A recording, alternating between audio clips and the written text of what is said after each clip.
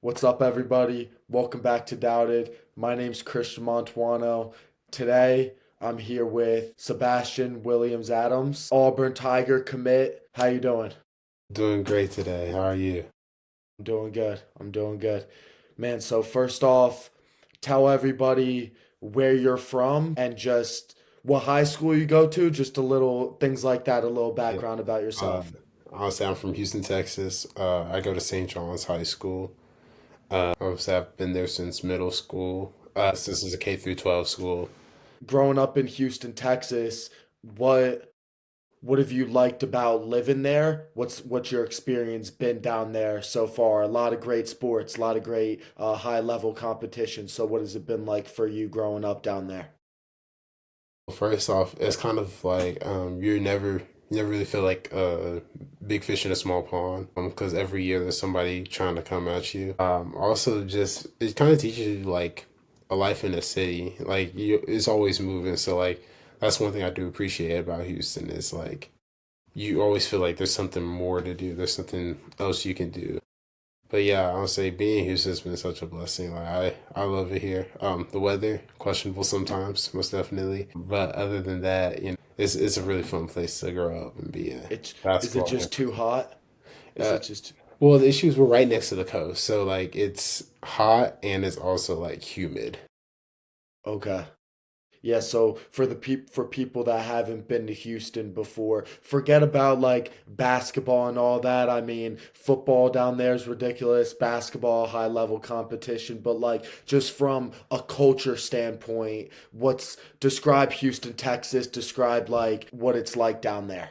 Yeah, so definitely it's like multicultural. I mean, you can go anywhere. Like this area right near my school, Rice Village. I mean, there's Rice Box, there's American, which Rice Box is like kind of Asian food. There's American cuisine, there's an Italian spot. Like, it's so multicultural, and even if you like, and that's kind of like the mainstream areas, but even if you go to like kind of the like hidden gems in downtown, like you'll find like there's a space for everybody. Like we went to this, me and my friend Robert. We try like every weekend to go to somewhere we've never been. Like we'll see reels on Instagram reels, and like we'll be like, all right, this is where we're going this weekend. And we went to this one place, Ironworks. Like it literally looks like you go. First off, went out there. We were like, oh no, we're about to get kidnapped. Like somebody's about to kidnap us. We're done. Yeah. But then we went out there and we realized like when you go in the shop, or it's not even really a shop. Once you open up the door, it's kind of like a warehouse area, and it's like food, clothes, like you can thrift there. It was like a really cool little spot, and I Nice. mean, I definitely wouldn't have thought of that use, or if even bad a second eye or went in there. So like just being in Houston, like there's a lot of cultural and like you'll meet each and every type of person there. Like I don't think that two people are the same in Houston. Growing up down there, basketball, like growing up playing basketball, know your mom was a coach or is a coach. Does she still coach today? No, she kind of stopped. Okay. Well, she stopped when I got into high school, but Okay. Yeah, I mean, growing up like around the game, mhm. I'm sure besides her, like your family was always around basketball and things like that. Yeah. Was there anybody growing up, any player from Texas or just any basketball player in general that you grew up watching and you was like a role model for you? I would say definitely there were a couple role models. Obviously, I mean, at that point in time, I was more watching girls basketball just because my mom was a girls Okay. basketball coach. So like the fundamentals, basically everything I've learned was from girls basketball. Like whenever they would be doing um rip throughs and things like that, I would just be trying to copy them on the sideline. I'd say she didn't go on to the WNBA, but Michelle Walketti, like she from St. Agnes, I think they're retiring her jersey soon. Like she was undoubtedly like the person who had the most impact on my early basketball career. I mean, she was just fluid in her ball handling, fluid in her jump shot, like everything was just fluid, pretty much fluid about her. And I like would always be like even I would go in the back gyms after JV was done practicing and pretend to be like, pass it to me, Michelle, and I pass it her, and I try to copy what she did in the last game or something like that. So yeah, definitely her. She was probably like the main inspiration on how I could play basketball. Yeah, so growing up in the gym with your mom, watching her coach, watching the players that she coached, you talked about the fundamentals of the Hmm. game. Is that something that you still like you see how that's translated into your game today and into your play style and how you play the game? Yeah, most definitely. I mean, there are some times where I like will even think about like when we're doing drills and it's kind of like a fundamental drill, and some people are having trouble. I'm like, it's not like I'm not trying to look down on them by any means, but I'm like, oh, like I forget they haven't been doing this all their life. Like I've been doing it since I was able to dribble a basketball, watching the St. Agnes girls and doing the fundamentals with them. And that's why I'm lucky. Coach Hollinger, who still is the coach there, or the head coach, he would let me be able to like not jump in the competitive drills, but like with the basic ball handling and things like that, he would let me be in the drill and even like sit on the bench. Like from age 4, I was sitting on the a varsity bench, so I saw how people were interacting. I saw how a team is supposed to look, and yeah, I was just say like my fundamentals obviously is a huge part of my game, and I think it shows. Especially when we play high level comp. Just kind of getting back to the basics, and that's kind of I would give a testament to that. Seeing growing up around that made it real easy to translate that over when I started playing actual AAU basketball. Where you were saying about like watching other kids go through drills and it's hard to like they're having trouble with the fundamentals. I can see how from your perspective it's like it's just something that you've been around all your life. And I think it's one thing to like learn just consciously, like I guess like watching film or things like that, but it's a lot about the environment you're around. And so for you being around that basketball environment, being around your mom and her players that were, I mean, I'm sure very disciplined and we're Yes. getting after it during practice, like that you just kind of take after that subconsciously almost. So I Hmm. think that's really cool that you mentioned that. I mean, I during my research, like I did my research obviously, and I saw you kind of like in another interview or some post you were talking about how like you've gotten your competitive instincts from your mother and like just her instilling that win at all cost attitude, like desire to win. How did she put that in you? Was it through playing against each other, or her coaching you or training you? Like how did that kind of happen? I would say so. My mom actually only coached me officially for 1 year. Okay. So I mean, of course, in that year, I did learn, to compete and things like that. But it was always just like games around the house, like in Uno. Like, I mean, she didn't care if 4-year-old playing Uno for the first time, and she's like stacking plus fours on me, like skip, reverse, plus four. Like, I'm like, I don't even want to play anymore. Yeah. But also just like not allowing my cousins or even like them to take it easy on me. Like even at family gatherings, there may have been one game like the cousins are all playing and they kind of felt like they had to let me win, and she'd be like, "Why y'all letting him win? Like don't let him win, beat him." So like just kind of the competing, I guess, aspect of it. Against each other was really like a main thing that kind of got us, or not both, but kind of instilled that kind of competitive edge in me. Yeah. That competitive edge, I think, I mean, people can see it now, like it's serving you well just in your journey and what you've been able to do thus far. But did it kind of pay off earlier on in your career, that competitive instincts, or did it take time for that to develop? I would say it kind of did both in terms of like competitiveness. I would always feel so. Also, at the same time, being competitive, my mom also kind of tried to teach me humility, like be a gracious winner, or like even if you think you're better than somebody, like don't like try to kill their dreams, or not kill their dreams, but you know what I mean. So Yeah. I kind of was always more so of a timid kid. Like I played football, and like for instance, I love tackling. I hated getting hit though. Like I could every time they tried to put me on the offensive side of the ball, I would like be like, no, I don't want to play offense. Like they're like, we can use as a wide receiver. I'm like, nope, I don't want to do it. I don't want to get hit. So like but she was always like, like you don't have to be a nice guy on the court. Like you don't have to be a nice guy on the field. But it was just so ingrained and and I would have clashes sometimes. Like in my heart, I'd be like, okay, I like want to go tackle somebody, for instance, but then I didn't want to tackle them too hard because I didn't want to hurt them. But the competitiveness in me was like hit stick them, like make them fumble the balls. I would say those two, like as a younger player, it kind of did kind of clash a little bit. I would say kind of my eighth grade year was when I kind of realized like, yeah, I can be kind, I can be nice, I can be kind of gentle, but like I don't have to do that on the basketball court. Like, especially like, because I feel like that was the year I kind of played a lot more top talent. And I think we would see that. Like, my mom would always say, like, whenever there was a big game or something on the line, you can see the competitiveness out me, like, throw away the kindness. Like, I wasn't worried about that because I wasn't getting really, I wouldn't say stimulated like that, but like, because I wasn't playing against that 24/7, I wasn't having to, like, I was a lot of times in Houston, especially on the in terms of the basketball when we play AAU, like our team was the best in the city. So even when we would play up in games, we wouldn't really face a challenge until maybe the championship game, and then that's where that competitiveness would take over. But eighth grade, you know, being on May hoops, and being forced to play like you know Malik Boozers, um, Mm-hmm.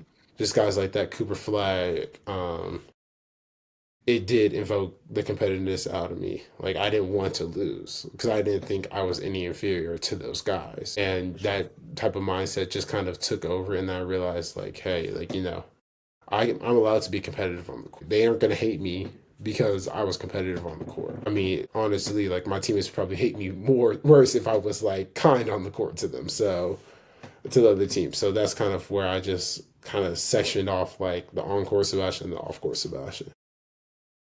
What you just said there, like the difference between off court Sebastian and on court Sebastian, what I've noticed about you, and we talked about this the other day, is just like, I mean, like, I feel like there's a stereotype almost that, like, the top athletes or the athletes at these at your school or whatever, they'll kind of, I don't know, maybe standoffish or hang out with Yeah. their teammates only. Like I Hmm. think you're somebody that you could really see just by social media and how you carry yourself, is like you just enjoy talking to everybody. Like you're a social person, you're somebody that just will be kind to people and have that humility and things like that. Where do you say that comes from? Like just that sociable kind of personality, talking to anybody, no matter like who it is. Where do you say that comes from?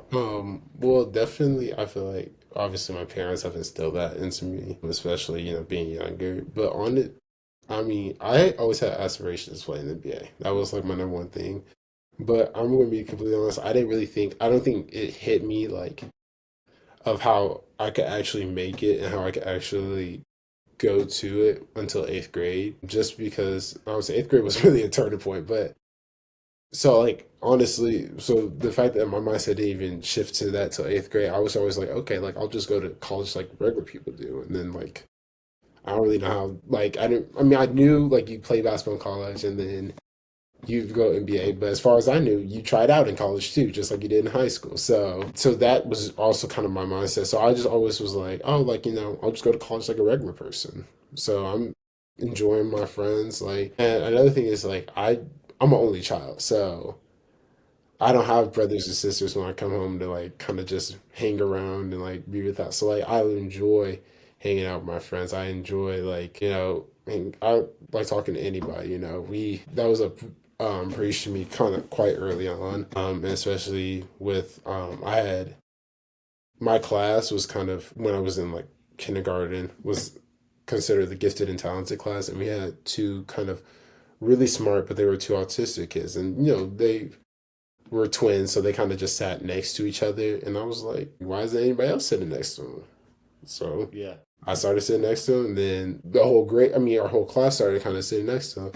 But just in terms of kind of like being that bridge between people, I enjoy that because, you know, like sometimes people just don't think other people like them. Like it's a misunderstanding. Like they're just Yeah. standoffish or they just don't want to go be that person to reach out and be like, hey, what's up? Like, I'll be that person for you. Like, I will be the bridge for you to meet other people. And that's, I mean, I'm cool with that. That's really cool. That's awesome. Um, what would you say, like you said, that turning point where you really felt like you could play the game long term. You said that was eighth grade. Was that what was that turning point? Was it like just you just killing out there on the court? Like what against that level of competition? Like where what was that turning point? What do you say?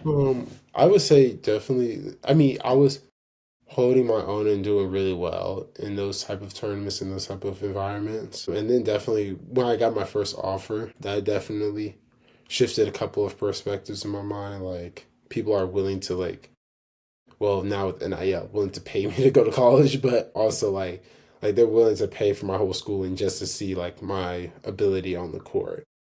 And then that was also kind of the year like I would say I realized what EYBL was. And when I got invited by John Lucas to his morning workouts, and I was going against the Bryce Griggs of the world, Chris Johnson, Zayden High, like the AJ Johnson, like going against those type of guys, like it kind of put it in perspective to me. Like these are like the cream of the crop. I have to be able to reach this type of level in order to even like think about playing the NBA. And then especially the biggest, I guess, like shock to me was like Jabari Smith playing. Like seeing Jabari Smith play, like being on his team. You know, I didn't really touch the ball much, but like seeing just like nobody could stop him. Like the only other person who could stop him was another pro. Even he was having trouble. So like I just realized like even though they may, well, Jabari has a pretty big role, but like even for him, like he's not the levels of like a Steph Curry or LeBron James, and like just knowing like those are the type of like people I'm trying to compete against. Like I knew in my mind I would have to make a mental shift. Like it isn't plan A, plan B, plan C. It's only plan A from now on. Those morning workouts and playing against that level of competition, like you talked about that mental shift where you had to be like, hey, like this has to be my main focus if I want to make it to where these guys are going, seeing where they were at, and Hmm. they're all elite players, professional players. Jabari Yeah, down in Houston. So yeah. like, what is it like seeing them go on and prosper and having these NBA careers, and then also even the kids in your class, like you mentioned when you were playing on these made hoop circuits,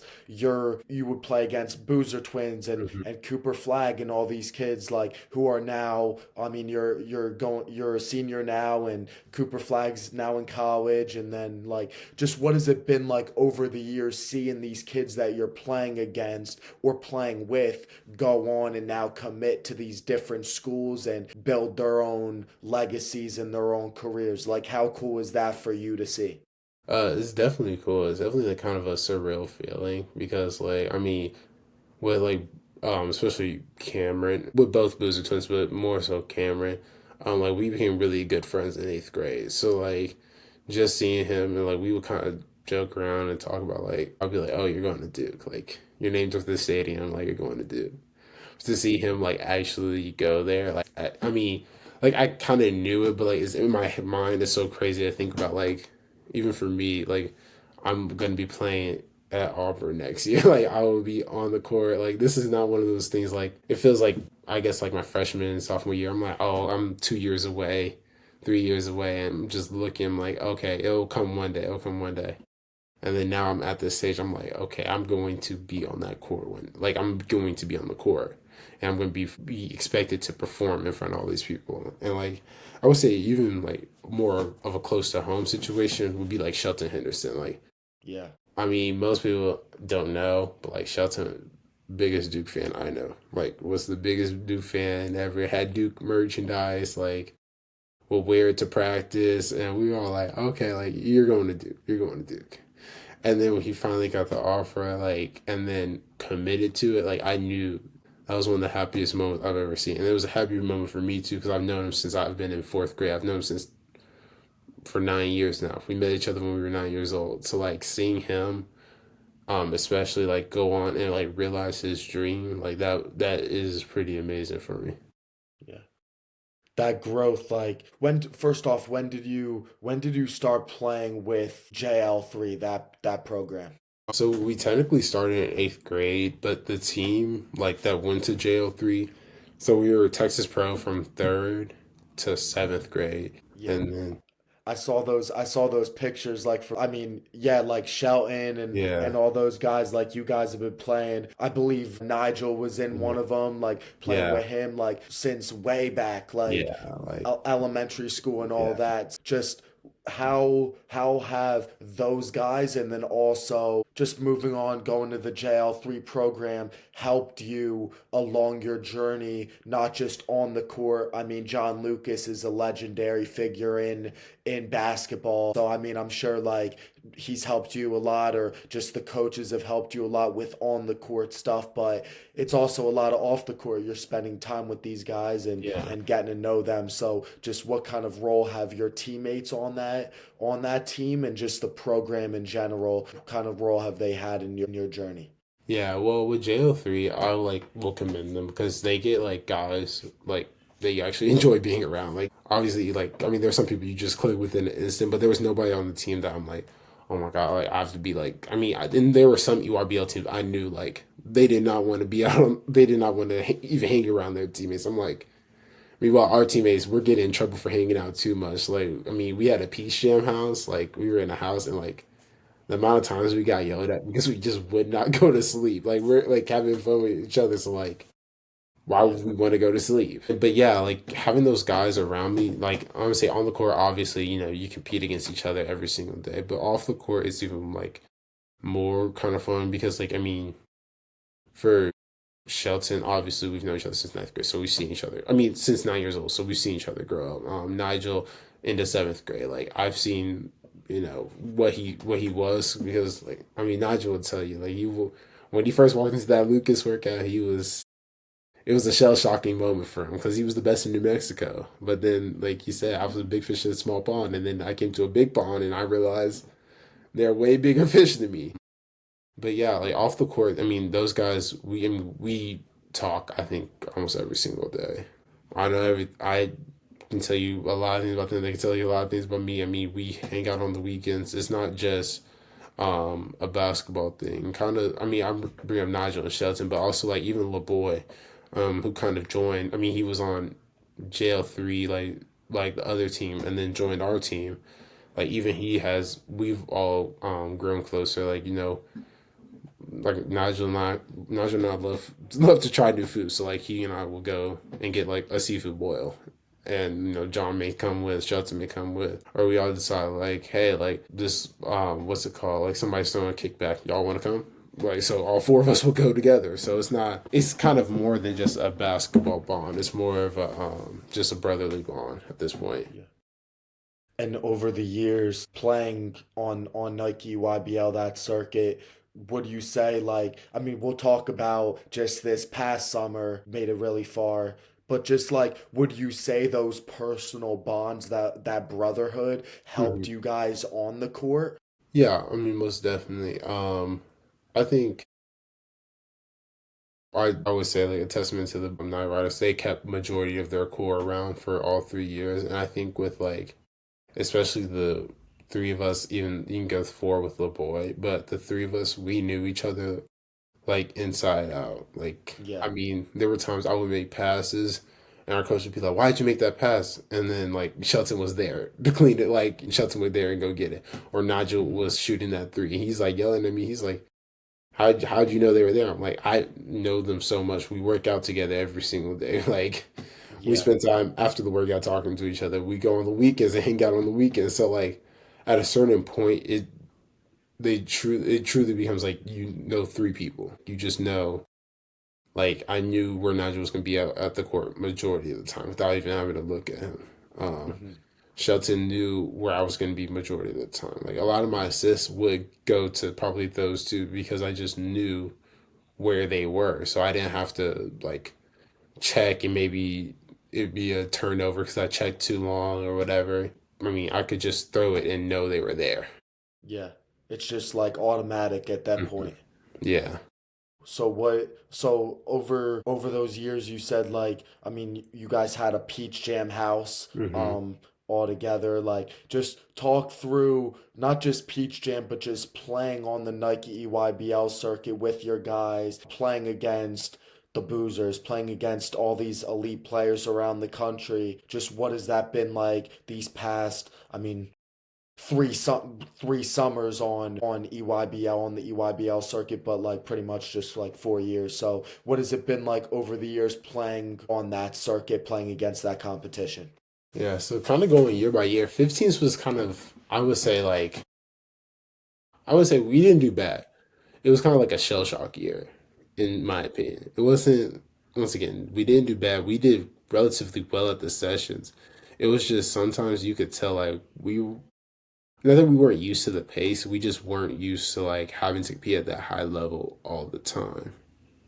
Okay. You're going from playing 9 months of the year where there are tournaments you get up for, and then there are some tournaments you can win by 20 with your left hand, to now being like forced to play your absolute best day in day out. Like no game can be off, and every game counts towards something, because if you don't get enough points you can't qualify. And once again, we had never kind of been in those situations. I mean, May Hoops was a kind of good preview of it, but we won our Florida session like 5 games, and only one game was within 10. So we were all like, RBL, this gonna be light. Like, and then not our first game, but like our first like bracket play game, we quickly had to face the harsh truth.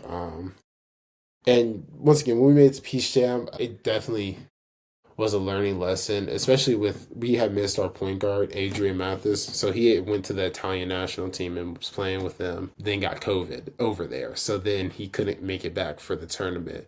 Or even if he or the day he was supposed to make it back, as they had to give him a COVID check right before he leaves, come back, test positive, can't get on the flight. Yeah.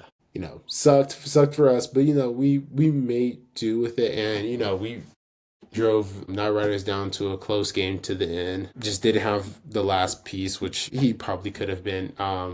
New York's the scholars, they definitely like showed us what Peace Jam is and what it means to people. And like I said, it was a fun Peace Jam. We our 17s pulled off some unexpected close games and even some wins. So like being in that environment and seeing like LeBron James at a JL3 game, like literally like like what are you doing here? Like he like Yeah. dapped us up on the sideline. We're like we just talked to LeBron, like Yeah. and then 16s. So 16s we kind of came in with the mindset of like, um this is we understand what URBL is now. Like pretty much let's go in and try to kill. And we had, Pat Pinkins, he played on Florida Rebels, so his dad got the job at Texas Tech, so he moved to Texas, played with us. And we had some new members on the team. That was definitely kind of more of a overhaul of that team just because of various circumstances. And we did pretty well. Our last game, why not? We let that lead slip through our fingers. Definitely should have qualified. I think we probably should have been in that championship game just because we were playing really well. We were playing probably our best basketball at Peach Jam, but I was close to fouling out. I couldn't play majority of the second half. And then, which is one thing I do like about the quarters in 17s, the halves, is like when they got the momentum, that we just could never fully pull it back to our side. And we played hard to the end, but just wasn't in the cards. And yeah, honestly, it just was a pretty fun time, but definitely had some regrets. I mean, we kind of erased those regrets by playing at the U.S. Open and winning that, but like, you still have that like, what if we would have Hmm. won at Peace Jam? So 17's like once again, that was probably our biggest. I would say this was probably our most like well connected team, because I think our 16 team was good. We just all were like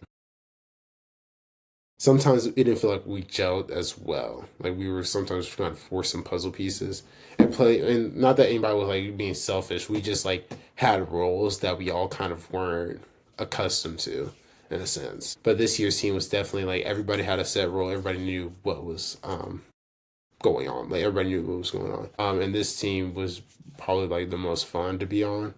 Our first session, we did well. We lost to Florida Rebels. I would say we lost. Well, we picked up Hudson Greer. Pat, unfortunately, I forgot what he tore, but he did something to his knee. He wouldn't be back until possibly Peace Jam, and even then, it wasn't confirmed if he'd be back for Peace Jam 100%. Um, and then picked back LeBoy because LeBoy joined as 15s, left for a year, and they came back 17s. Having him back changed some of our games defensively. He had been working really hard on defense, and kind of being that energizer six man. And this team was definitely our most versatile. I mean, there were times like we would go from having Nigel, Hudson, Shelton, kind of a bigger lineup, to switching it to LeBoy, Christian, Shelton, Hudson, and me, or having Hudson out for Demori, or having even Amari, and or going a double big lineup with Nigel and Amari, and me, Shelton, and Hudson. Like we could switch and we could vary our play depending on who like ever was there. So second session, once again, went really well. We missed Hudson, lost by 1 point to Drive Nation. That kind of, I would say in a sense, kind of reminded us like, yeah, like we knew we had to qualify and we knew certain things. What we didn't know was the fourth session. What the fourth session? I'll get to that a little bit later. Third session, lost our first game. That was a reality shock for us because we had been off the high of like, okay, we only lost to Drive Nation by 1. We lost to Florida Rebels by like 5. Like we're up there with the top teams. Like we just needed to pull it off. Like as long as like we like lock in for those games, we're gonna be fine. Come play versus Boo Williams. They were a little bit lower on the I don't want to say rankings, but on the standings. Just thinking we probably win in this game. 10 points, whatever. End up losing by 2. So we were all like now we were in a we must win situation because we had just found out that the fourth session was during the USA U18 trials, which Okay. meant we didn't know if Shelton, Hudson, and I all got invited to it. Now we're missing 3 starters. So then beat all Ohio Red easily that morning, and our big game was against Why Not. And of course, the previous 2 sessions the coaches couldn't come. This is the session the coaches can come. So it's a big game. You have Duke on the sideline, UConn, Kansas, anybody and everybody you can think of is on that sideline for the game. Of course, well not of course, but our point guard gets hurt. Like gets hit in the eye, boom, can't see. So now we're all like, fuzz, like what are we gonna do? So that's kind of where I say our team was so versatile is because then I ended up slotting to the 1. LeBoy went to the 2, Shelton went to the 3, Hudson went to the 4, and Nigel went to the 5. Like Hmm. it got to a point like we all ended up like playing so many different positions. Like I think one play I came down, I was the 1. The next play I was the 5 in the offense, and like we just.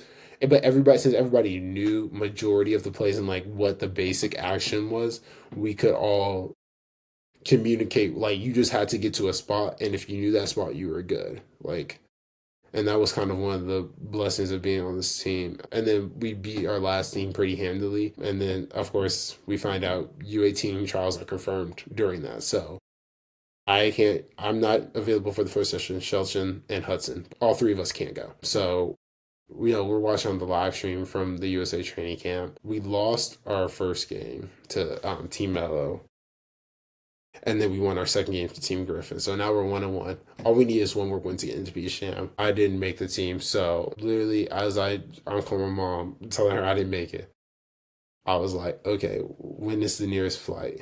So John was like, we need him for this last game because I wasn't going to be able to make because you played 5 games at session 4. I wasn't Okay. going to be able to make the first 3. The fourth one I can make and the fifth one I can make. He's like, how fast can Sebastian get here? So if we find out if I flew to Houston and then that I would miss the 4th game, that means the only game I'd be able to play in is versus Night Riders without Shelton or Hudson. So I was like, okay. So now we ended up changing my flight to leave from Colorado Springs to Kansas City. So I fly into Kansas City. Boom, we beat NJ Scholars, which kind of confirmed us for Peach Jam. Obviously, we needed to make sure we didn't. Basically, if we were going to lose to Night Riders, we didn't get blown up by 40 and then Hmm. drop so much because a lot of teams were going to end up being 9-6. But of course, I mean, we actually got it within 4 a couple of times. We just couldn't really. We never had that like final punch, and that's like I said. We're missing 2 of our starters. Camp is what it is. So going through that, we win that, and then or in that session, go home. I ended up preparing for top 100 camp. I had that like right after Yeah. went there, and for actually our team didn't see each other for a month. Like we didn't see like that time. I mean, me and Nigel saw each other every day. LeBoy saw each other every day for the most part. But even then, we kind of didn't because we were all like Lucas would have us do like different type of workouts, so we didn't really get, that bond I was talking about. We didn't really get to talk after practice because like I may be going strength conditioning. Nigel has a shooting workout. LeBoy has something else. Like it was kind of that, and also we didn't have LeBoy for the fourth session because he was going to the Puerto Rican national team. So that's I forgot the fourth one. We have the boy for because he was going to try out for the Puerto Rican national team. So, you know, we don't have three of the starters, and then the guy who takes the starter spot if one of them gets hurt, we don't have. Um, but yeah, so then we get to PSHAM, and well, the week before PSHAM, of course, a storm hits Houston. So like, I don't have power in my house. None of the Houston kids have power at our houses. Even the gym we always work out at doesn't have power. And that place, if that place don't got power, don't nobody place got power because Yeah. we've been in that place and it's been storming. I see every other light go off, but we still inside the gym, lights on, electricity working. Yeah. Um, Still working, right? Still training. yeah, still working, Yeah. still training. It's a category 4 hurricane. I'm like, all right, John. So I think we probably should go home. He's like, no, we can get one more shot. All right, John. Like, Yeah. but yeah, we ended up going to a church far out, far out. But it was good. We all got to get together about a week. Like, well, we were supposed to get together a week before Peace Jam. That didn't end up happening, so we had 3 days to basically cram a month's absence of like not like playing with each other together. Hard, but we ended up doing it. But that was because we ended up doing like 2 a days, but really more 3 days because after the first workout, we all kind of would stay, and not like we wouldn't really practice, but we would kind of just be like, yeah, do this action real quick, like, or we play like 3 on 3, and we ended up doing the actions just out of habit. And then having we had both John Lucases there, obviously old one, and then his son was there as well. Um, and they he was getting into us like it was truly like we all knew because like we said it was our last summer. It's either go big or go home. Like we're not gonna have another summer. That's just not gonna happen. So we all kind of kind of bonded, not bonded, but like kind of just got into that mode because of what happened or because of that mindset. So we got to Peace Jam, and honestly, like it was a lot of fun. Our first game, we ended up dropping the Florida Rebels, so we were all like, kind of, and we ended up dropping by like 2 points. I don't even remember how many points we ended up losing by, but it was that one was a tough blow just because mentally, like the whole game, we were like controlling the game, and then they had one momentum shift, and like it was just we couldn't recover, and that was similar to kind of how our first game happened, and we were all like we like know we needed to improve this, like. But so then, we played Vegas Leap the next day. We went down early. And then it was like me, Hudson, Shelton, we all kind of just were like, I mean, the whole team, but like us three kind of just were like, bro, like, we're not going to, like, with how talented of a team we are, we're not losing in the group stage. Like, we refuse to let that happen. So then we ended up beating them out by, I think, like 10 points. So we had a day off. And then this was probably the game to decide if we lose in the group stage or get past was Drive Nation. And like I said, we had lost to Drive Nation in Atlanta before, and obviously they're from Dallas, we're from Houston. Big Yep. like there was already a rivalry between those two Yeah. cities just naturally. Yeah. Um, so we're all going at each other, boom, boom, boom. And then we ended up getting the win, and Yeah. like I wanna interrupt you real quick about that game. mhm, I mean, yeah, like those two Texas teams. I saw one clip, like I was down there, but I don't know if you know the one that I'm talking about, but it's on Tim's, Jaden Toombs.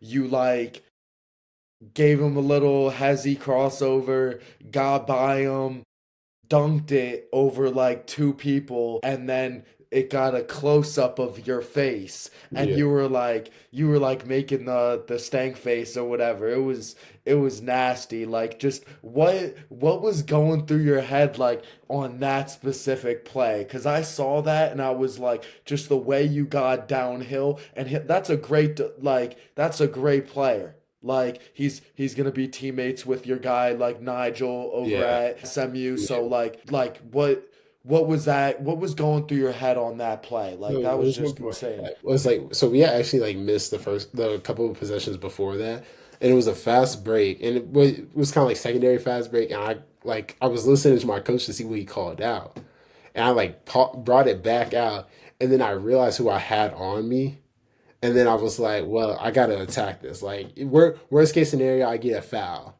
And then the minute I had him, like I did, because I my hezzy cross is like something we work on every single day going down at Lucas. So like it just went boom. And then the minute I saw him, he gave me that lane. I was like, I have to dunk. Like I knew I had to dunk it because if I would have went for a layup, I was going too fast. I would have missed it. So I was like, I need to just go and punch this in the rim. And honestly, like I told Jade, and like after the game, we're talking. I was like, I didn't expect you to jump. Like I didn't realize like Hellside was coming. I didn't. All I saw was like me in the rim, and I was like, I need to get this bucket, no matter what. Because Yeah. first off, I just totally blew off what Coach said, so I'm gonna get in trouble for that anyway. So I might as well make it look like a cool bucket. And then I dunked it, and then like that was when I realized like I had two people on me, and I just kind of like I grabbed the ball after, and I was like, oh, like I would say certain like I don't. I'm not gonna say I'm like a momentum player, but like when I get like going, like I just and that was a moment. I knew I had to Yeah. go, and so I was like, yeah, no, like we aren't losing this game. This was like that was like a feeling I had in my gut. Like I'm like we're not losing this game. Like I'm not going to let us lose this game. Yeah. So yeah, that was kind of like what that I'll say the whole stay face and like the whole Yeah, I had to ask reaction. Like about that. That was, yeah. But yeah, yeah. continue past So that, like honestly, that PCM. Drive Nation like was big just because we had which I guess we did again this season. We split last year, like 1-1, one loss, one win to them.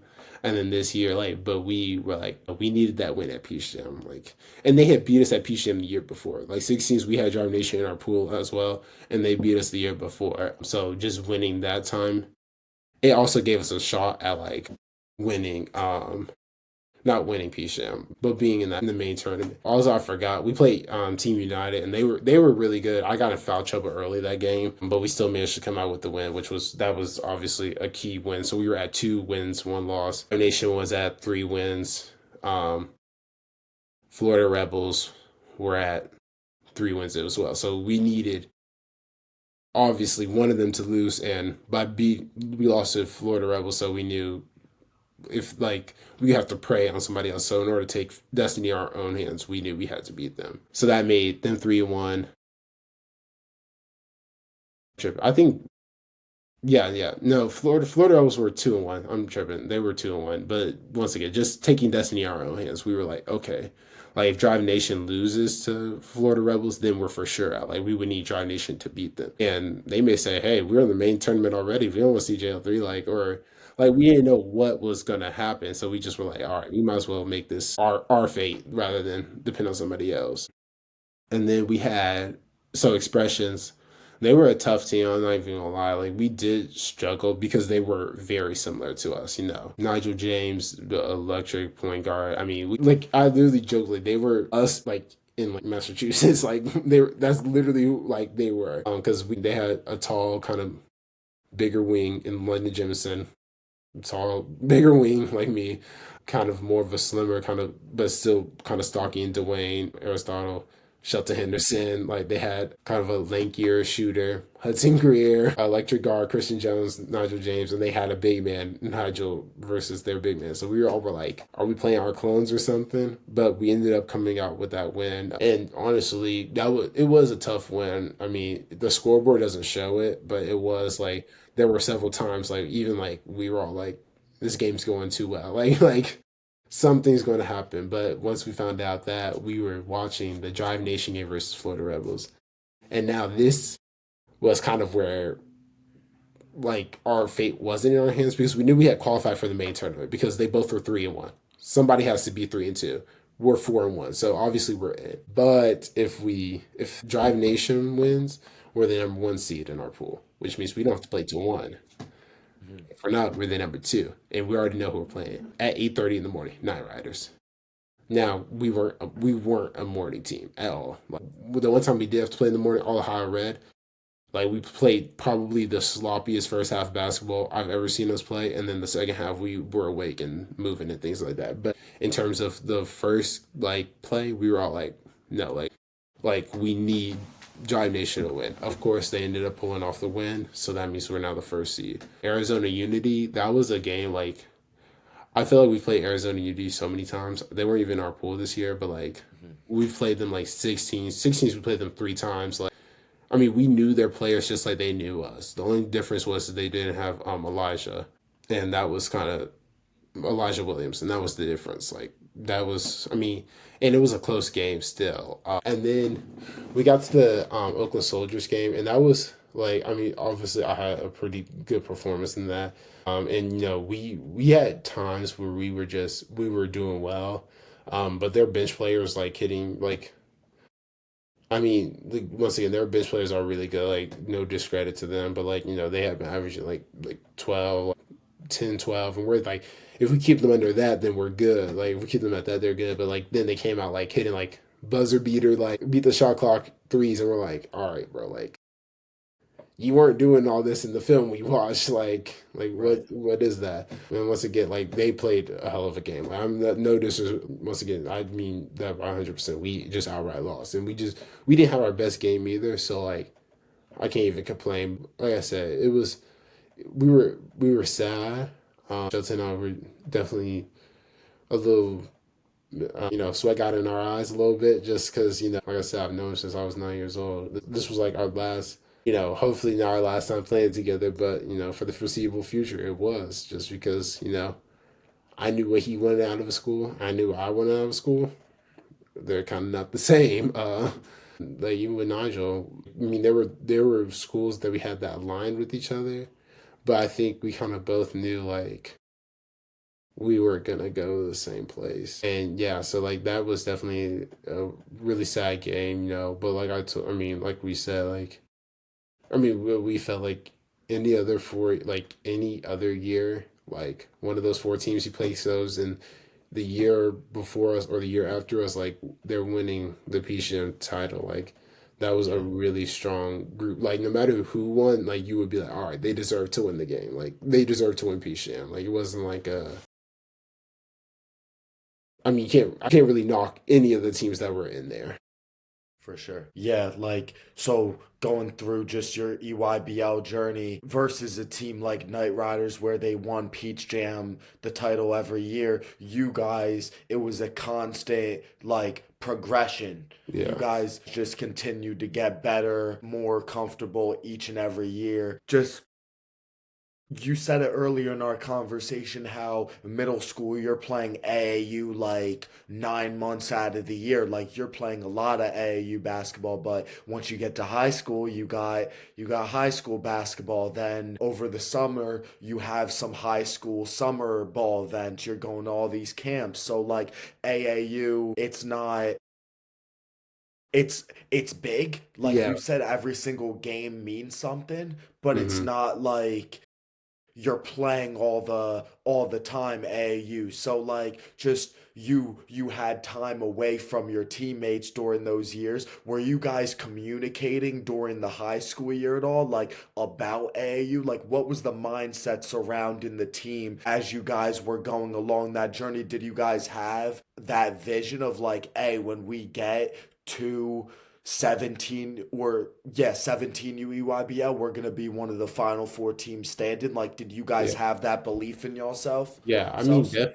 definitely. I mean, like I said, I mean, if you look at the team, I mean, only like people that have come back every single year are me, Nigel, and Shelton. So like us three, we all like talked about every single like we are like we don't care. We're gonna be the best like 17U team Houston's ever seen since like whatever like.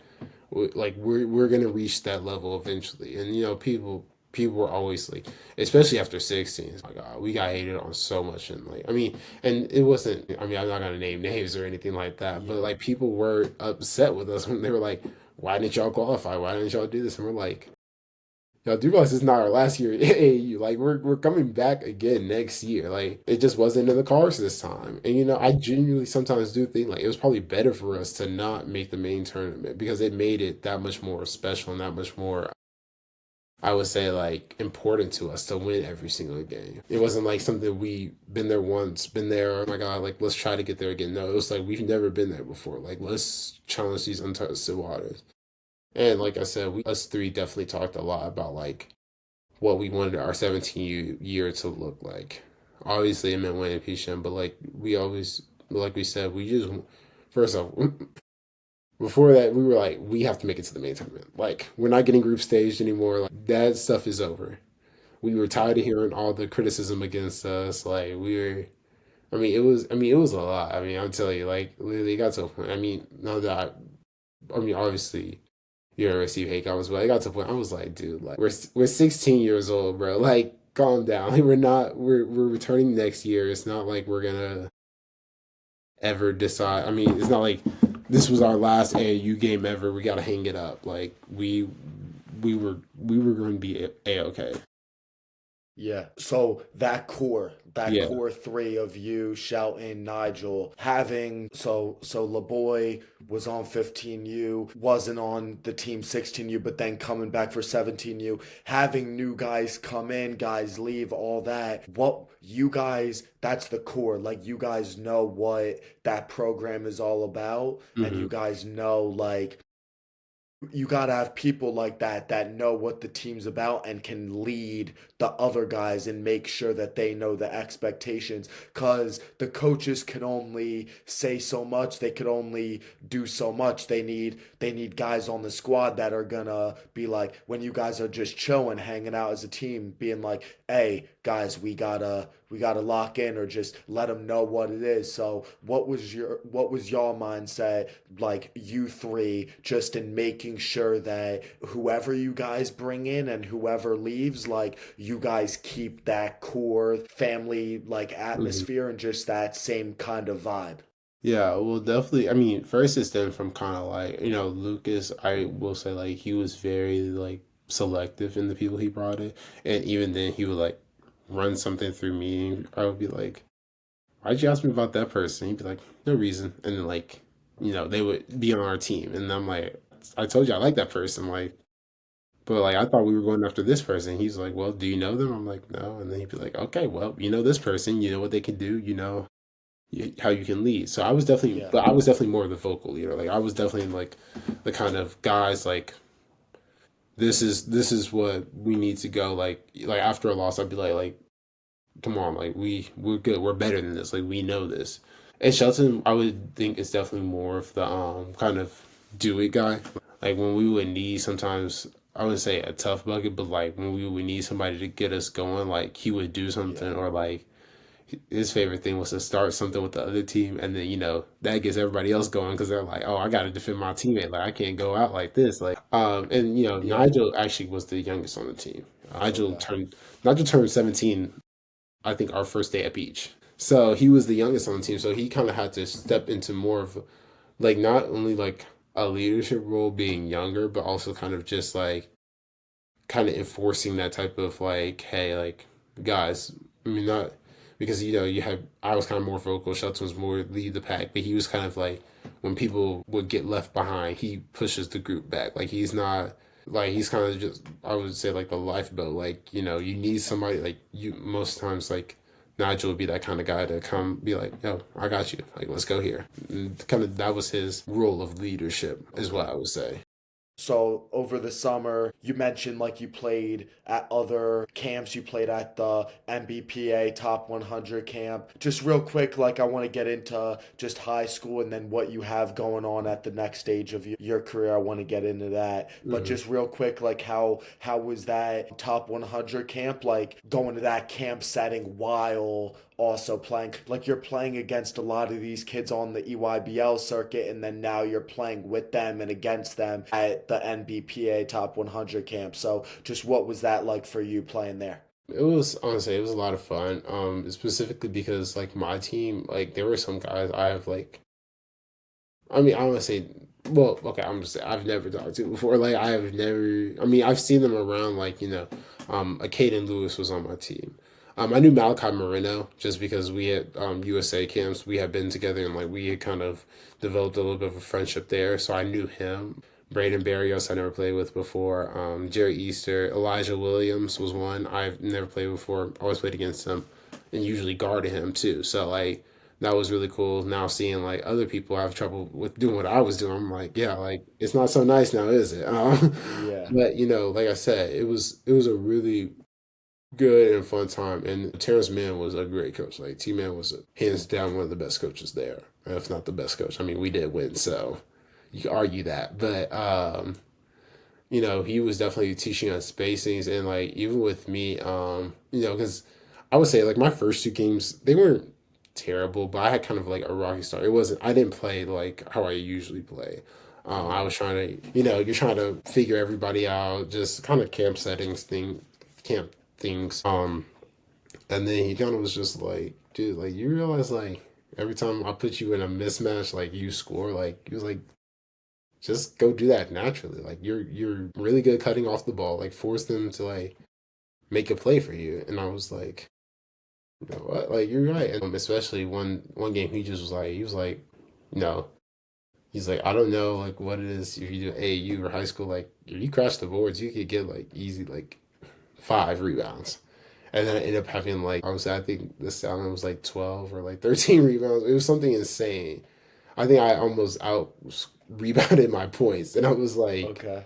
I mean and that was kind of like a real big kind of not changing moment, but it was a real good experience for me because I mean, I went in there, I was like, I mean, I was kind of nervous and down, I would say, just because USA had just happened. It was kind of like a whirlwind of events. USA had just happened. I just gotten cut. Then I have to go play EYBL. Then I have to go train for a little bit and then go to this camp. And then I'm there for a week. So I'm like, in my head, I'm still sad about getting cut, but then I'm happy because we made PCM, and then I'm also trying to get better, and then now I have to do this camp. Like it was kind of a whirlwind of emotions, but I was finally able to settle it down. And funny enough, is where I actually got my Auburn offer from. So Okay. like I would say three of my top four options all came from that camp, and they were. I mean, like I say, like I got a text from I mean, it was after the championship game, and I'm coming back to my room. Me and Caden, Mingo was my roommate. He goes to take a shower, or yeah, he went to go take a shower, and I get a text. I'm like, who's this number? Because I know numbers. They showed up. I'm like, who is this? And he goes, hey, this is Coach Williams from Auburn. Can you give this number a call real quick and tell him you're number 100 from top 100 camp? And I'm like, first off, who you got me calling? Like, so I just took a leap of faith. I pressed the number, and they picked up, and it's obviously Bruce Pearl, but I don't know that at the time. I'm just thinking, like, I'm like, if I get scammed, like, this is gonna be really embarrassing. Like, I can't Yeah. tell nobody about this story. But I call him and I go, hello. I was like, this is number 100 from top 100 camp, and he goes, you're number 100. This is Bruce Pearl from Auburn. And I'm like, and, like he's talking a mile a minute. I'm like, Yeah. yes, sir, yes, sir, yes, sir. He said, what? And then he goes, wait, what's your name? And I'm like, oh, I'm Sebastian Williams-Adams. And then, we started talking, whatever. And then he goes, I really want to offer you. He's like, you're not too far in your decision now, aren't you? I'm like, no, sir, I haven't. Because, I mean, not a lot of people from my class, but we had our mixtures of like, we had people who committed their junior year and then people who obviously have done early period. Hmm. He was like, you haven't committed anywhere yet, have you? And I'm like, no, sir, I haven't done anything. Yeah. And then, um, I'll say obviously offered and well, now here I am, but Yep. committed Yep. there, I signed there. But yeah, so but yeah, that was definitely probably a great experience for me. And now I'm like, For sure. it's one of the best things because I ended up, getting cut and came to the camp. And then now the reason I'm going to Auburn is because of that. Yeah. I mean, first off, like, wait, that phone call, that sounds like Coach Pearl, like, just talking to Mao it being very just enthusiastic. I think's a good word. So that's really cool. That's a cool story. What did they say? Like, what did you ever find out? Like, what impressed them about you from that camp? Because you're playing Um, against some of the top players in the country. So I'm sure it had a lot to do with just like how you were able to play against and with some really great players. Because Auburn, I mean, mhm, always has great recruiting yeah, classes. See what they're doing this year. mhm, Like just I think that environment really says a lot about a player being because it's one thing to go. You talked about being a big fish in a small pond, but being going to a big pond. That's really how you figure out like what kind of player you are and how you stack up against the rest. So did that have anything to do with what impressed them? Like kind of what was that all about? yeah. So first like Bruce was just saying, he just was trying to evaluate, kids he thinks could potentially, come and play at Auburn, and he said he was like, I knew I was gonna go for it. Like he was like, I knew there were certain fours I liked, I wanted to be on my team, and he saw me play the first time, and I think that, like I told you, that was the game where I almost had as many rebounds as I did points. Yeah. And obviously that attracts a lot of attention, with a big double double like that. And then they were like, okay, like he was like, let me watch him a couple more times. And then, funny enough, so I told my mom this story. I told my family. I even told BP this story. I saw Bruce at every game, and I'm like, dang, like who is he going after on my team? Because I'm thinking I'm like, all right, I know like Braden doesn't have an offer from there, so like maybe a Caden, but I was like, I don't know. I was like, Auburn's kind of a more like the upside. Like I was just trying to think of like who could they be going after? Completely oblivious to me. Like I was like, Never crossed your mind it could be me. no, it never That's crossed my crazy. mind. Like I was literally sitting there. I'm telling my mom, I'm like, Bruce Pearl's at every single game. Like, jeez. Yeah, And I was like, whoever they're going after, they better be going after them hard. Yeah. So, but that's yeah, no, funny. they said like more of my competitive, or like we talked about my competitiveness earlier, but was very, I mean, you have to compete in order to survive there. Hmm. I wasn't really, I mean, I wasn't backing down from anybody. I wasn't afraid, to get after it with anybody or to play hard. And I mean, I Yeah, just personally didn't feel like I was gonna lose to anybody and that I should lose to anybody really.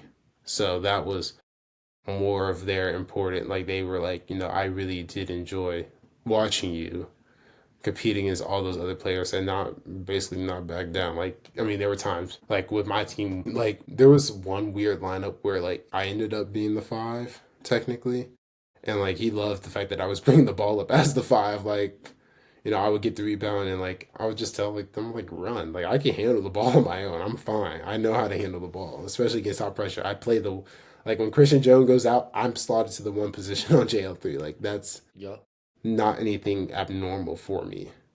So they just talked about that and like my versatility and like they said like they can't teach competitive drive. You kind of it's kind of one of those things like you have it or you don't, and like the fact that they kept seeing every time they were like, okay, like maybe his competitive drive will go away this game because they're up by 20. Like I mean, like not going after a stat pass, but like I said, I don't, you know, I've seen NBA games. A 20 lead ain't the safe no more. Like it can flip on you in an instant, and like it actually did flip on us in an instant at the championship game. But like we don't talk about that. So, but yeah, so they were just really impressed with all that, with my energy, competitive drive, and like they said, I look like I enjoy basketball. He was like, I don't want people who like just play basketball just because they're talented at it. They're like, you look like you have fun while playing basketball. yeah.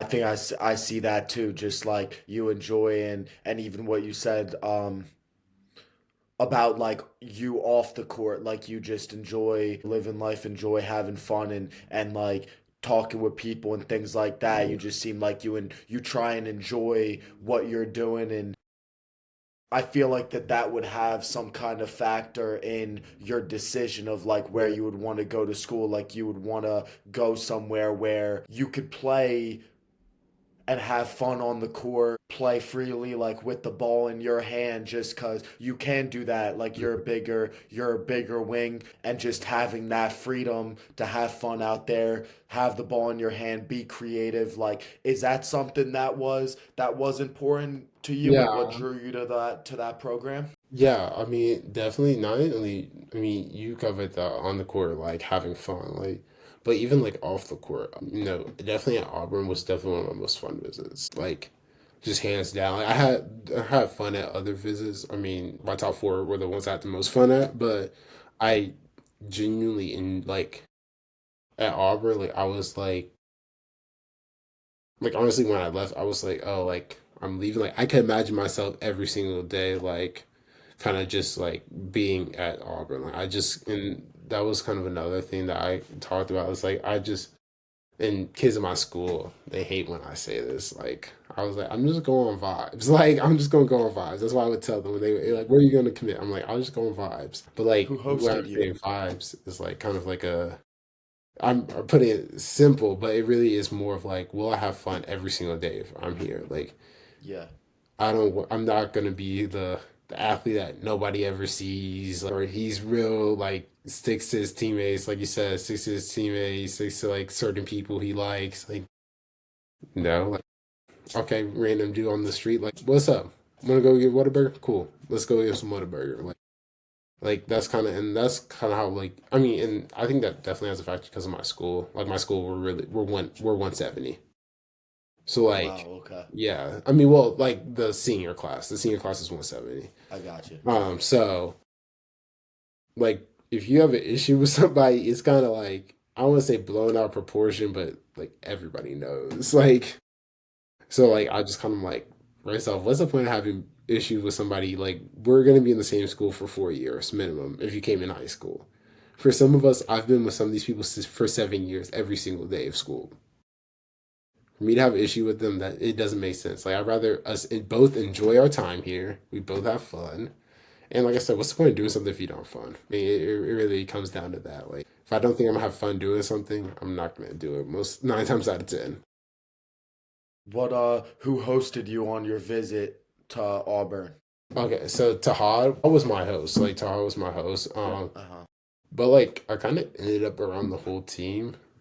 Yeah. Um, just because Tahad and Jakai are real close, so I was with Tahad and Jakai a lot of the times. And we would go to Chad Baker Mazara's room. He lofts with Denver, so we would be in both of their rooms. Janai was a big part of, you know, just kind of like my recruiting process. He would always check back in with me. I would say I talked about Denver already. Miles Kelly, when we like all hung out as a team, like when we all hang out with the team, like he was, they and the thing was, I kind of what I liked about them was it. It didn't feel forced, like like I didn't feel when we sat down for dinner, I didn't feel out of place when they were all like Okay. talking, and they were even including me into like jokes. I can't say who because they're gonna get in trouble, but Yeah. certain jokes like about like just the team, they were including me in on them, like telling me like this caused this, that's why we're and like I mean, and there were some schools like I don't want to say I didn't have that, but it just definitely felt like there was a this year's team, and like I was only like I mean, just a guess, pretty much. I mean, and I was, but just like they didn't. There was an actual effort to include me and to make me feel like I was a part of Auburn's basketball. So Tahad and Jakai, like they're both is Jakai East Coast? Is he's Yes, he's East from Coast, Boston. right? He's from Boston. Yeah, so like just what I'm guessing you didn't really have a personal relationship with them Mm-mm. before that visit. No, I would say. I mean, Tahad and I have been at like camps together. USA Elite 24 was probably the most notable one. But yeah, I would say you're right. There was no real like I mean, personal connection. Like, I mean, the only kind of personal connection I really had was like Daniel Jacobson of Purdue, just because he had been at jail. He was a JL3 kid too. So Okay. he and I, and we were friends before JL3, and then when he joined JL3, we just became better friends. But yeah, I Okay. mean, like Tahada and Jakai, like I mean, they were like I said, I mean, I didn't have it. I mean, I wasn't just like asking them a question every time we went somewhere, but like they made sure like I felt like I was with the team. Like they weren't trying to like just hang out amongst themselves. Like they were talking with me and like I mean they were including me in their conversation. And that like I said, that really like I mean I also want to say what I was looking for was like a family oriented program. Like that's kind of what that I mean what that really meant to me because like you know like I said, you know, honestly, truth to be told, I wasn't expecting them to include me as much as they did. Like I was honestly like, are they for real like talking to me, like talking to me, like I Yeah. don't, because I mean on my like I would say, because on some of them I would just put my AirPods in, and then whenever we get to the destination is when we would start talking again, like, Mm. and they Okay. were like, I mean, they were we would talk through the car ride, walking. I mean, like we said, it was real chill and like I would say just getting to know both of them better, just because they are two of the possible returnees Yeah. that could come back. So getting to know them was huge because without them, I mean, next year's team, like I mean, we're pretty much starting anew. For sure. I saw on like just one of the commitment posts or Hmm. after you signed, you were talking about how like how they've developed players at the three and the four. Hmm. Jabari, I'm forgetting some other Isaac names, but Okoro. yeah, but Jabari was the main Yeah, one. yeah, Jabari I not saw. talked. Yeah. Yeah, so like, but just how they've developed players at that position, that's your, I mean, you'll be fitting into that role when you get over there. So just that really drew you to the program, how they've developed guys at your position. Just really like, have you been able, I mean, Jabari, you mentioned him earlier in the conversation, like playing against him with JL3 and all that, like being a part of those morning workouts, but just what are those conversations like with Jabari, or if you've had the chance to talk to any other wings that have come out of Hmm. Auburn? Like, what do they tell you just about, like, I guess how your experience is going to be when you get over there? Yeah, so I mean, if we like, I mean, we can go recent, like right now, their current four is Janai, obviously. I mean, Janai and I talked a ton, just especially, oh, sorry, You're when good. making this decision. I just was kind of like, you know, you like, I mean, not like he's from a zero to hero, but like you came from Morehead State to now Auburn, and you're like the ferment for National Player of the Year. Like, Yeah. how did they? And he just was like, every day, like they are going to challenge you, they are going to get the best out of you. He was like, but you're gonna feel the love behind it. He was like, it's not one of those places where you go into practice and you're like, oh my god, I gotta practice, like fudge. Like he was like, you're going to like. He's like, now you may not like practice. He's like, you're not gonna love practice every day, but like it's gonna get you better. You're gonna feel like you're constantly getting better. And with Jabari, it was kind of more of the same. He was like, Bruce is gonna get like that dog out of you, and that was kind of like you know, I've known. I've been very blessed with my coaches. You know, from third grade to ninth grade, I had the same coach, Coach Battle, Delilah Battle. She is amazing. And like I said, I've known her, but I've also known her since I was like 2 years old. So sometimes I feel like I did have a little bit of a longer leash, and you know, McMullen was a good coach as well. But when he was building the team, you know, he only had the three core guys that he knew of. So he kind of gave us three a little bit more of a long leash than the others. Bots has seen me play since sixth grade. My 17U head coach, he's seen me play since sixth grade. So like I'm not gonna say like they didn't not that they were like they just were terrible because they weren't getting the dog out of me at all. But I felt like I needed more of a coach who's going to push me similar to how Lucas pushes me. Because Lucas, I mean, if you look back at all three of our commitment videos, we all talk about Lucas. Just because he's a main person who he pushes us every single day. Like he makes sure we're like being the best Sebastian Shelton Nigel we can be. We're being the best people we can be. So like having somebody who's similar to that as a head coach is something I think I could also benefit from. Yeah. And then, like I said, high school, you kind of get a longer leash with being one of the best, being the best player. So knowing that, I was like, I need to go somewhere that I think is a little bit of a different environment and kind of throw myself into the unknown. Not that the other places where could be weren't that environment. I just thought, with Jabari saying like he's gonna bring that dog out of you, and like he was kind of, and even my mom talked to Jabari's mom, and they even said like, and she said, I think Jabari was good when he went to. Obviously, he was. Yeah. People were drafting him high in mock drafts and things. She was like, I think he was good. She's like, I think he became way better. She said, I don't know if he would became the player he is at a different school or if went as high, just because I mean, and they say like they're going to highlight your strengths, but also we're gonna work on your weaknesses. Like I mean, we talked about like obviously like my shooting numbers are down, so we're gonna work on that. Like they were like, you're gonna be coming out of here so knocking down your shot like so confidently, like you're gonna be that type of dude to be able to shoot the ball. Like you're not gonna second guess about it at all. Yeah. And but they also, like I said, they value winning, obviously. So like that is very important to me. Just seeing like them talking about the development with those 3 4s, and then talking to Jabari, and then hearing Jabari's mom rave about Bruce and them. So like just having that was like, real comforting to me. So how would you describe we've talked about little bits and pieces just Hmm. throughout the conversation, but how would you describe your game, and how do you see your game translating with the program with the Auburn Tigers? Yeah, so I'm definitely a very physical slasher downhill. I can get downhill pretty much if, when, and where I want to. I would say I'm a decent playmaker.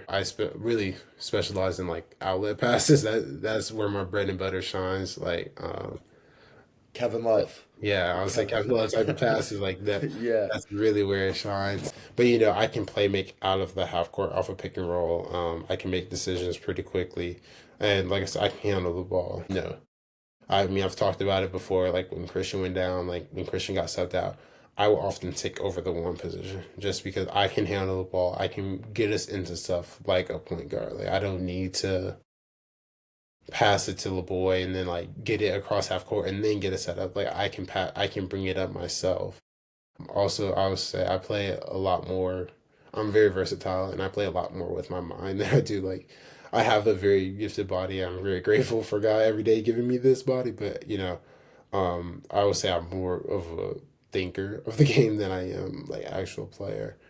Which I often get yelled at because I get told to play off instinct, and sometimes I just overthink things a little bit too much. Yeah, well, I mean, you said very physical, going downhill, evidence that play we talked about earlier So, yeah. at Peach Jam, but about your like you playing with your mind, like is that just like who is that how it's always been for you, or is there some coach or like somebody that helped you develop that mind for the game? Like where does that come from? I would say we've talked about it before, kind of going back to my roots. Like I mean, I was one of those kids. Like I said, I'm only child, so I would be in the back gym, literally. Like I mean, if you come back in there, I mean, if you just listen from outside the door, you would think there's a 5-on-5 game going on. Like there are multiple people in the gym, but it would just be me like playing against like imaginary people. So I would quite literally Okay. draw up situations in my head where I'm dribbling. Oh, I get trapped. Okay, I pass it to the Roman. Okay, the Roman now dribbles. Yeah. Okay, the person never dropped down to the corner. The person back cuts. Pass to the back cut. I lay it up. And like I'm scoring obviously by myself, but like in my head I'm thinking about like Yeah. this person.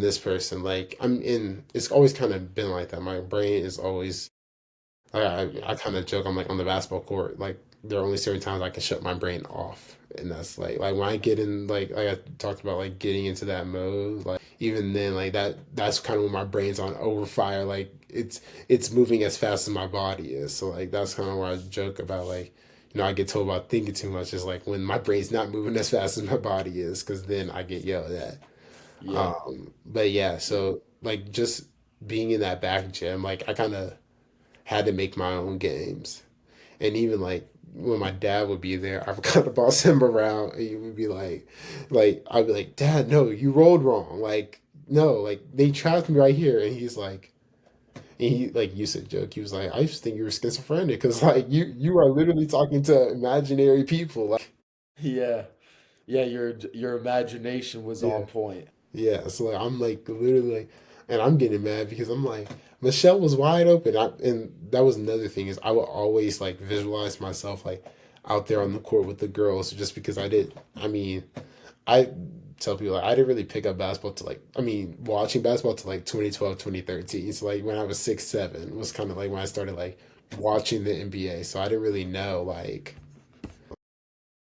I would say like I mean I knew obviously certain players, but like I didn't know who like a Kawhi Leonard was until like I was 6. So like then he started joining the visualizations like so just having those type of like having the ability to be in that back gym and just kind of play and tinker with would this work? Don't think so. Would that work? Like and I mean, you know, my mom or most people say like I'm really hard on myself. So like something that I think could probably work, I'm like, no, it wouldn't work. Like it wouldn't work. Like I don't think I have enough skill to pull that off in there. Like, but Sebastian, you just did it. Like I in games, I would be able to prove my theory right. So like that's Yeah. always rewarding. One thing I want to get into now real quick is just now that you're signed with the Tigers and I mean you still have this high school season coming up, but what is your vision like for when you get over to Auburn? Like have you thought about that? Just like what you want your experience to look like, what your Yeah, vision for the program for your years there? yeah. So definitely. Well, I guess my main thing would definitely be like continuing our sustaining our success. Obviously, I don't know how the end of the season is gonna. I mean, every Yeah. I would say is anybody's bet right now. But like I said, I have as much faith in them as anybody to win the national championship. And like I said, even if they do, like nobody's gonna be satisfied with just one. I mean, people who won a 2P, 3P. I mean, I think if people can win 50 championships in a row, they would. Like they don't I mean nobody wants to be dethroned as the king. And especially like I said earlier, it's going to be a pretty much whole new team. I mean, there's no denying that. You know, Tahad and Jakai come back, and then the three signees. We have 5 players on the team, 7 more spots to fill. Which once again, not and my joke. Shelton and them, they make fun of me. They're like, "You have a whole new team, bro. You're not gonna be able to." I'm like, "You realize every year of EYBL we had a whole new team. We only had 3 core players. Like, we Yeah. only knew 3 people were coming back, bud. So like, you can't say to me anything." But yeah, so like I said, just going there and obviously trying to contribute from day one. You know, Janai, Shani, Dylan, even CB, they left a pretty big legacy. Jaheim as well. They left a pretty big legacy in that like 3-4 spot. And I think it's kind of expected, especially with me as the four coming in. Like I have to kind of not only keep that legacy but improve upon that legacy. And they've won the SEC championship the past couple of years, so like I think winning that as well is really important. And just kind of, like I said, maintaining success. That's like my main goal my freshman year. Maintain success, and like I feel like you work towards that. Like the individual accolades will come forward. Like obviously, like I mean, for me, being a all defensive team my freshman year means a lot. I'm going to go after freshman of the year. I mean, who won't go after freshman of the year? But like being like all defensive team is a main thing. Like all SEC team. I mean, like just trying to reach those high levels. Like I feel like if we have 3 all SEC members, I think we're gonna be in pretty good shape. Like and that's just like I said. I just think that's gonna be really important for us to just kind of come out there and work and just try to because just try to fill the gap as much as possible. Before you get over there, you have this last year of high school basketball. What do you want at basketball? It could be like just any, what do you want this last year? What do you want to accomplish this last year? Like, how do you want to make the most of this last year of your high school journey before you get over to Auburn? Like I mean, like I said, I've obviously having fun playing basketball is the main thing. I would like to go out as a state champion just because that's not something that I have won yet. Like I said, I like winning, so Yeah. that's something pretty big to win. And then just kind of enjoying my last year with my friends. Like especially the seniors on the team. I think, well, at minimum, I've known them since sixth grade. Every senior on that team, every senior in there was from middle school. And then the oldest one, Lawson, I've known since I was 8. Yeah, and he's kind of the reason I even looked at going to St. John's. Like his parents were like, yeah, Sebastian should come, and like, my parents were like, okay, okay, we constantly. And then sixth grade, I applied and got in, and I was like, well, seems like a pretty good school. Like, let's go.